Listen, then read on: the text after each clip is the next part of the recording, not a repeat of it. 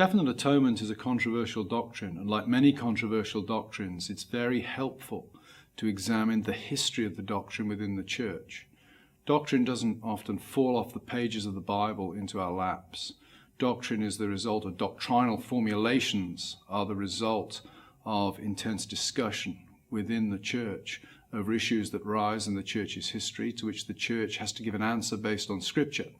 It's important to understand the contexts and the arguments involved in these formulations, and historical study allows us to do that in a way that prevents naive dismissal of the doctrine or indeed naive acceptance of the doctrine. My chapter in the book is on the debate between Richard Baxter and John Owen over the nature of the atonement. It takes place in the 1640s and 1650s in England.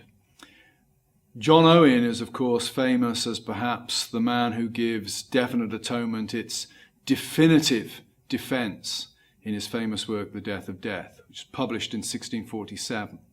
The work massively upset Richard Baxter, perhaps not for reasons that one might expect.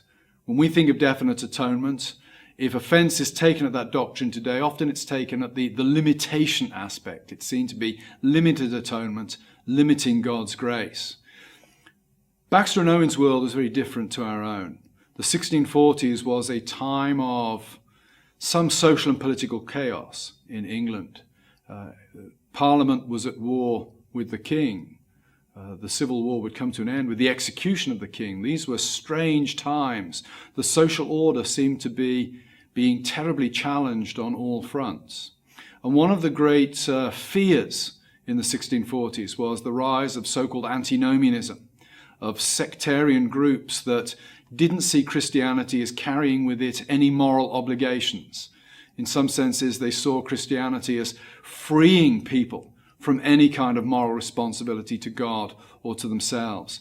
And Baxter had a great fear of social chaos and a great fear of antinomianism. When he read John Owen's treatise, Death of Death, published in 1647, and he saw that Owen argued very strongly for an atonement that was, in a sense, absolute, that achieved precisely what it was meant to achieve, was all sufficient for the believer's salvation. Baxter thought that that opened the gates to antinomianism.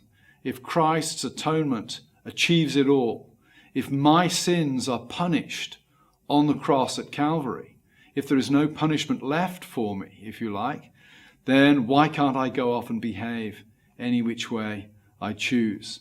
So the origins of the debate between Baxter and Owen in the 17th century were in some ways not our debate. They were debates about the moral imperatives, the moral nature of the Christian life. And it was on that issue that Baxter and Owen engaged. Interesting enough, from our perspective, it led to very fruitful discussions on both sides about the nature of atonement. But the real issue for Baxter was how atonement connected to justification and thereon to the moral imperatives of the Christian life. So Owen's response to Baxter is not that the causal sufficiency of the atonement eliminates the need for an existential response on behalf of the believer. It is simply that one has to look at salvation as a whole. The atonement is the great foundation of salvation. But for salvation to become real in the life of the believer, there is a need for faith. There is a need for an existential relationship with Christ. And that brings with it a new form of life. And of course, the beauty of Owen's answer is that faith itself, that which binds the believer to Christ, that which makes the atonement a reality in the life of the individual believer, faith itself is purchased by the atonement of Christ.